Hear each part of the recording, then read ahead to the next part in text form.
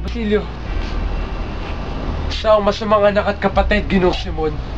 Nakalimutan kong pinatay ang aking kapatid at pinahirapan ang aking ina. May pinaparusahan ako ng Diyos. Wala na ako ibang nararamdaman ko hindi galit at pag-iiganti.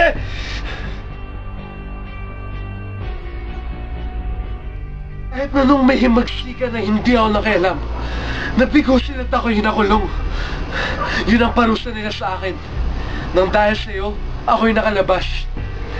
Ngayon, handa na ako. Handa ako na ipaglaban ang bayan.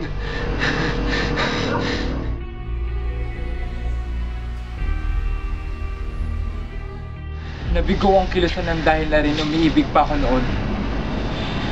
Ngayong patay ng aking puso, wala nang dahilan para umatras. Pareho na tayo ngayon, Basilio. At sa tulong mo, ako'y magtatagumpay. Magsasabog ako ng kamatayan sa gitna ng rangya at halimuyak. Ikaw naman ang gigising sa mga kabataan sa gitna ng dugo.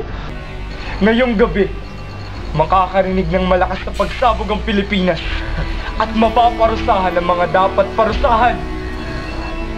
Napakaganda mo ngayon, Ina. Magnifico, bonito, bonito. Kagaya mo na ako. Maganda. Iba na talaga pag magaganda. Salamat, Tia Torina. Mamayang gabi ay magkakaroon ng pista. Ilalagay ang lamparang ito sa gitna ng handaan. Napakaningning ng liwanag na ibibigay nito, ngunit pansamantala lang.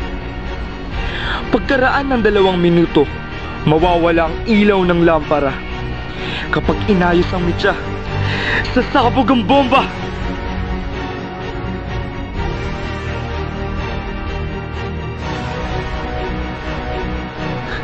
Kung kayo din nyo na pala kailangan.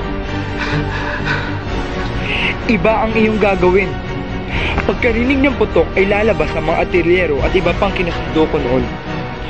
Pupunta ang lahat sa lugar na kinaroroonan ni Cabezang Tali sa Santa Mesa. Sabay-sabay na susugod ang lahat. Magkakagulo at ang mga mamamayan ay nanaisin na rin lumaban. Ikaw ang mamumuno sa iba. Dalhin mo sila sa bahay ni Quiroga dahil doon nakaimbak ang mga baril at pulbura. Kami naman ni Cabezang Tales ay susubukang agawin ng tulay. Mamamatay ang lahat ng mahihina. Ang lahat ng hindi handa. Lahat? Kahit ang mga walang laban?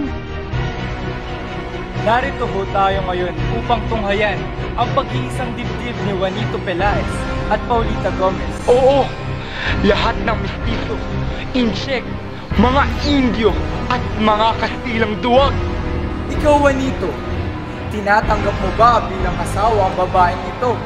Magsasama ng tapat sa hirap at ginhawa habang buhay hanggang sa kamatayan? Opo, Padre. Ano nga naman ang aking pakialam? Ikaw, Paulita, tinatanggap mo ba bilang asawa ang lalaking ito? Bakit ko kailangang isipin kung pupuri nila o hindi? Magsasama ng tapat sa hirap at ginhawa habang buhay hanggang sa kamatayan? Bakit ko kailangan lingapin ang mundong kailanman na hindi lumingap sa akin? Opo, Padre. Ngayon, kayo ganap ng kasal. Juanito, maaari mo nang dampian ng iyong labi ang mga pisngi ni Paulita. Kung kayo magkita na lang tayo mamaya.